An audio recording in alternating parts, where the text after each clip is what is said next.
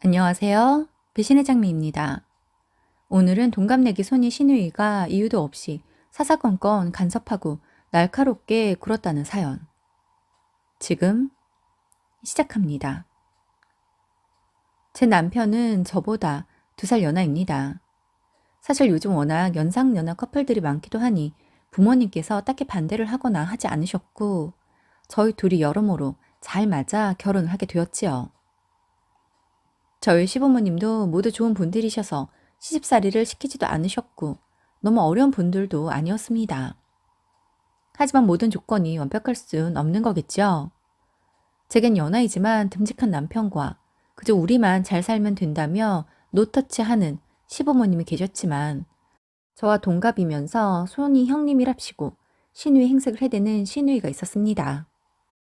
처음 저희가 결혼할 때부터 이런저런 참견이 참 많았습니다.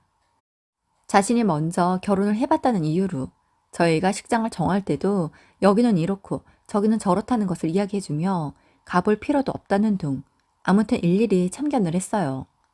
사실 그때는 알려주는 거라고 생각을 했었지만 솔직히 같은 곳을 보고도 느끼는 것이 다를 테니 전 그냥 남편과 발품 팔아 일일이 알아보고 싶은데 그런 저희를 보면서 자기가 별로라고 했는데 왜 갔냐는 둥 아무튼 말이 많았습니다.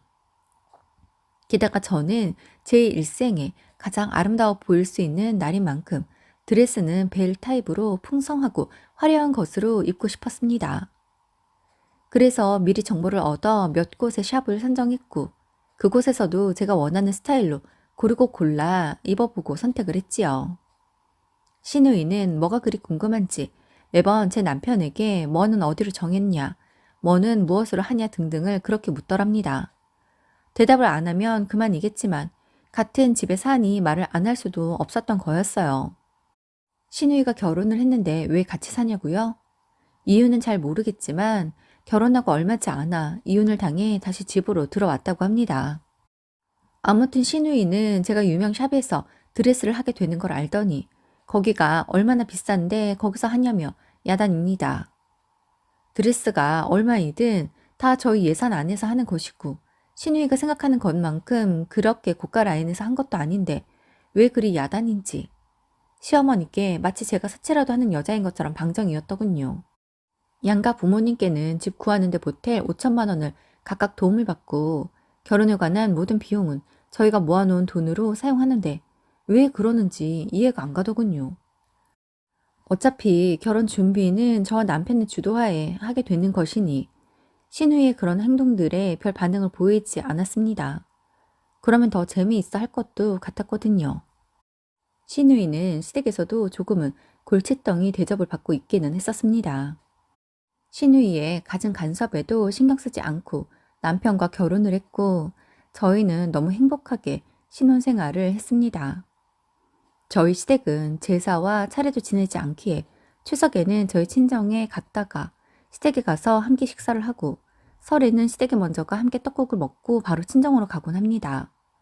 생일 때도 밖에서 만나 식사를 함께 하는 것으로 끝이 나고요. 결혼 2년째 되던 해 임신을 하였습니다.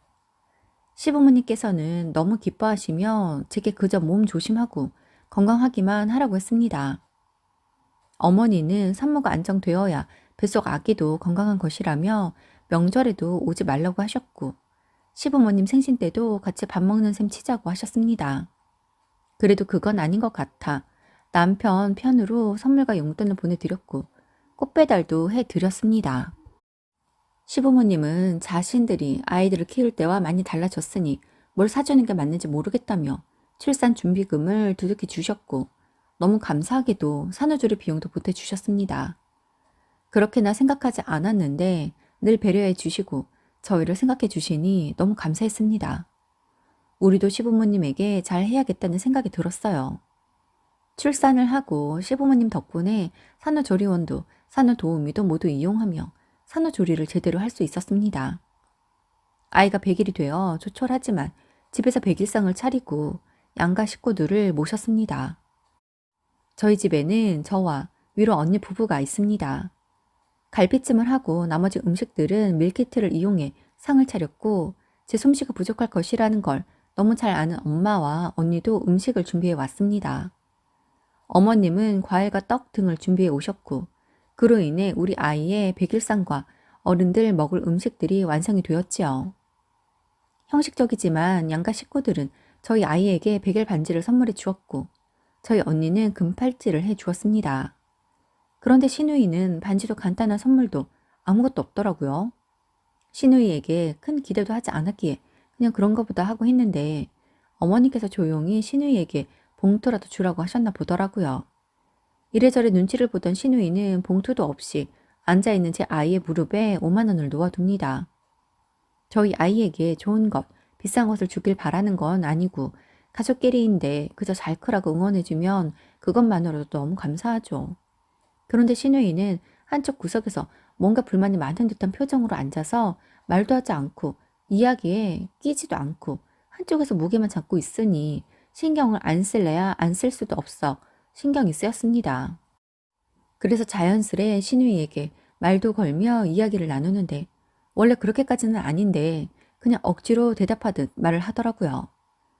나중에 알았지만 다들 짝이 있는데 자신만 짝이 없고 자신만 결혼에 실패한 사람이라고 그 공간에서 너무 이질감이 느껴져서 였다고 하는데 사실 그건 어찌 되었든 본인의 선택이었던 것이고 조카의 100일날 사돈들도 있는 자리에서 정말 왜 그러나 싶었습니다.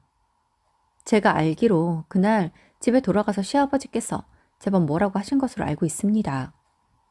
아이가 좀 자라 뒤집기도 잘하고 기어다니고 앉고 하니 시부모님이 많이 보고 싶어 하시더라고요.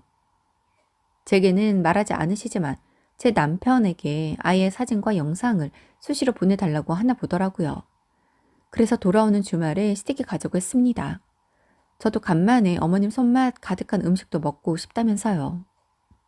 제 이야기에 남편이 좋아하더군요.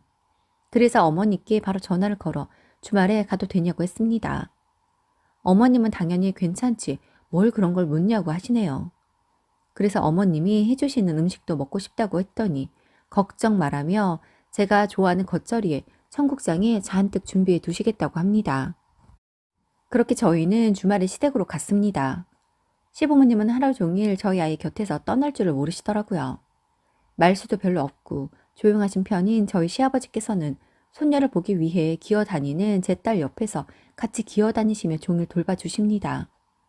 덕분에 시댁에서 제가 아이를 보지 않아도 될 정도였어요. 평소 아빠를 통해 영상통화도 자주 해서인지 할아버지 할머니에게 낯도 가리지 않는 순한 편이라 먹이고 재우고 기저귀 가는 것을 모두 해주셨습니다.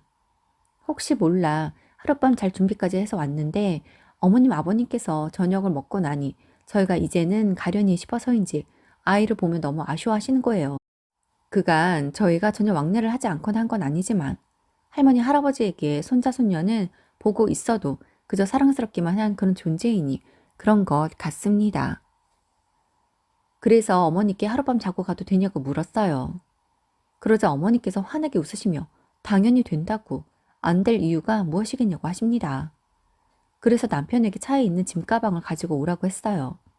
아무래도 어른보다 아기는 하루를 집이 아닌 곳에서 지내려면 더 많은 짐들이 필요하다 보니 따로 챙겨왔었거든요.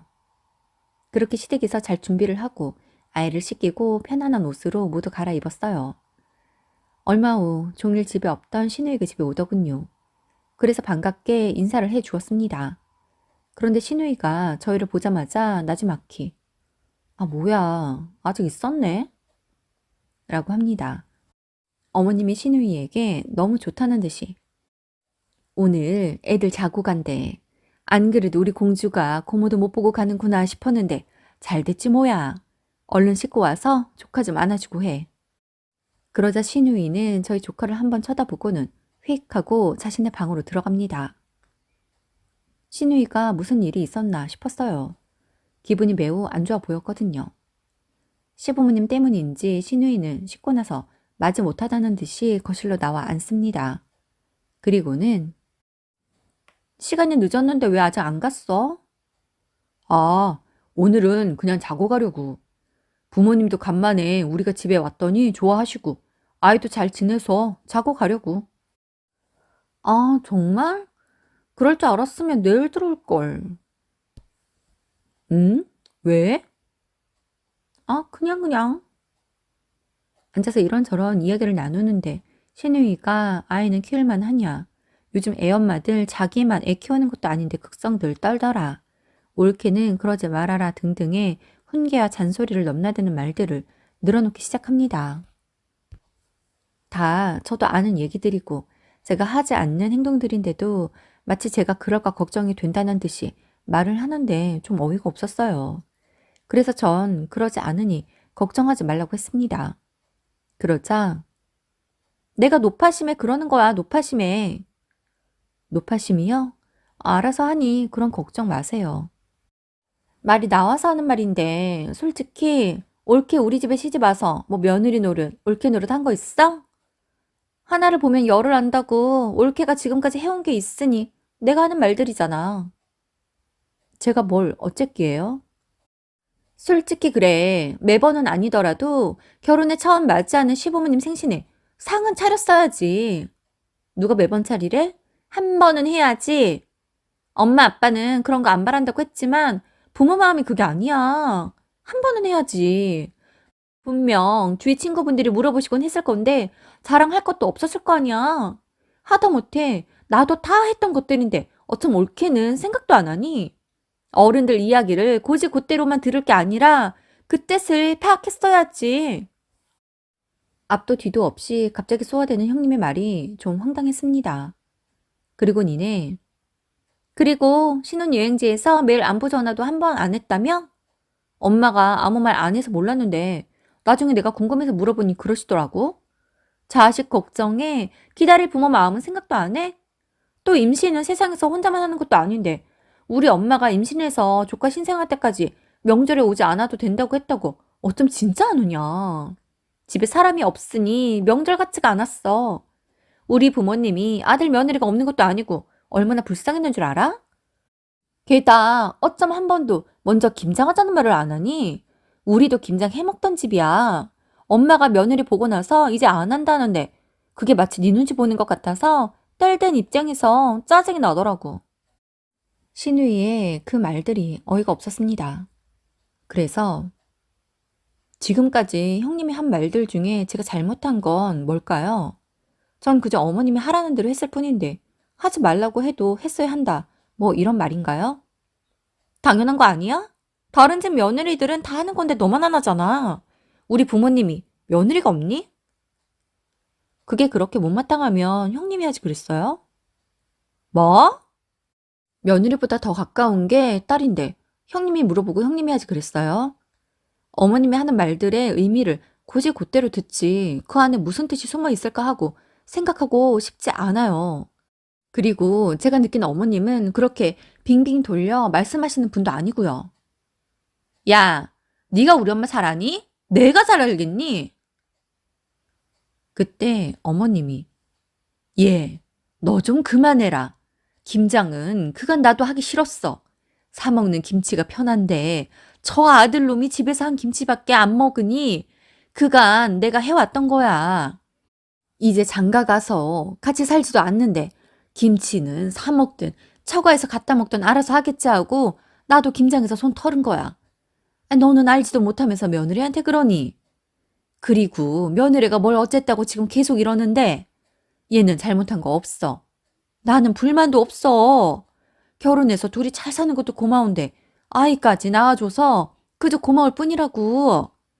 그런데 왜 마치 내가 그렇게 생각하고 그런 말들을 너한테 한 것처럼 말해? 엄마, 그게 아니고 내가 엄마 딸이니까 엄마를 누구보다 잘 알잖아? 그러니 엄마가 속이라도 상했을까봐 앞으로라도 잘 하라고 이야기해 주는 거야. 됐어. 내가 너 사는 걸 봤는데 우리 며느리에게 그러겠니? 네 전 시어머니가 그렇게 말을 빙빙 돌려서 말하고 그거 못 알아듣는다고 전 남편이 맨날 너한테 지랄 떨고 했던 거 다 아는데 내가 그러겠어? 진짜 난 얘들한테 바라는 거 없어. 봐봐. 지금 이 모습도 그저 너무 예쁜데 내가 얘들한테 뭘 바라겠니? 좀 그만해라. 맨날 집에서도 우리한테 애들 흠만 잡아대더니 왜 애들 앞에서까지 그래? 어머니의 말에 깜짝 놀랐어요. 그건 몰랐는데 어머님 앞에서 저희 흠을 잡다니요. 허물 잡힐 만큼 신우이와 자주 만나거나 한 일도 없는데 말입니다. 어머니의 말에 남편이 대체 뭐가 그렇게 우리가 잘못하고 부족한 것이냐 따져 물으니 신우이는 주저주저 하면서 그냥 그런 게 있다고 합니다. 그래서 불만이 있으면 말해보라고 했어요. 그러자 신우이는 지극히 개인적인 이야기들을 합니다. 자신은 이혼을 해서 아직도 매일이 힘든데 어떻게 자기 이혼 1년 만에 결혼을 할 수 있냐는 겁니다. 그것부터가 마음에 안 들었다고 해요. 자기는 힘든데 저희는 행복하다고요. 그리고 자기는 시댁에 그렇게 잘하려고 해도 사랑을 못 받았는데 왜 저희는 시댁에 뭐 하는 것도 없고 주마다 찾아오지도 않는데 시부모님이 그저 예쁘다고 하는지 모르겠다고 하는 겁니다. 전 저 두 이야기만 들어도 대체 신우이가 무슨 말을 하는지 이해가 안 가더라고요. 그래서 그렇게 지극히 개인적인 저희와는 상관없는 말들로 그러는 거냐고 하니 자신에게는 엄청 큰 일들이라고 하네요.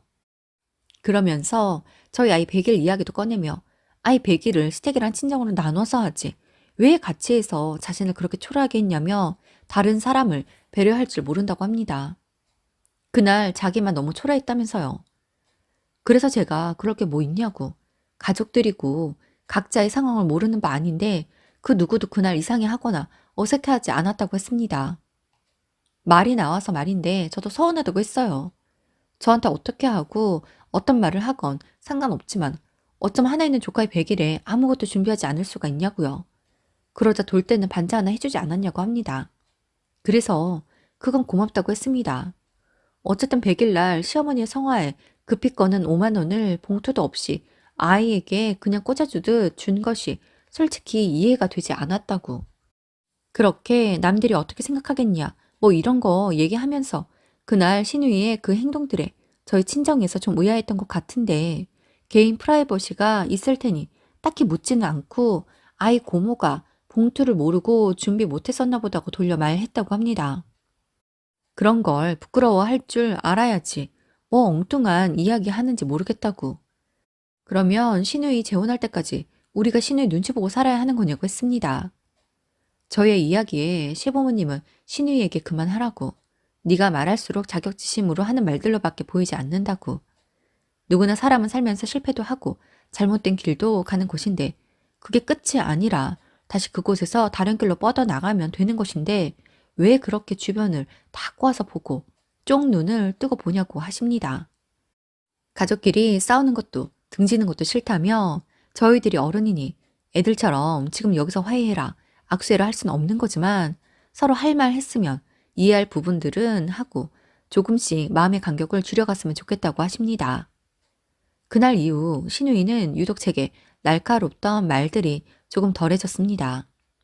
그날의 대화에서 언뜻 자신과 동갑인 제가 결혼해서 잘 살고 행복해 보이는 모습에 짜증이 났었다는 신우이의 말에 이혼을 겪은 지 오래지 않아 그럴 수도 있겠구나 하고 생각이 들기는 했었습니다.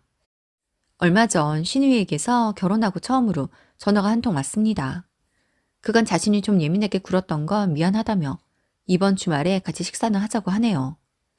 사과의 의미로 밥을 사주겠다고 하면서요. 식사 자리에서 어떤 이야기들이 오갈지 모르겠지만 우선은 만나기로 했습니다. 신우이 스스로는 고민도 많고 어려웠을 텐데 먼저 손을 내밀어 주었으니 만나고 앞으로 잘 지내보기 위해 같이 노력해 보려고 합니다. 오늘도 함께 해주셔서 감사합니다. 지금까지 배신의 장미였습니다.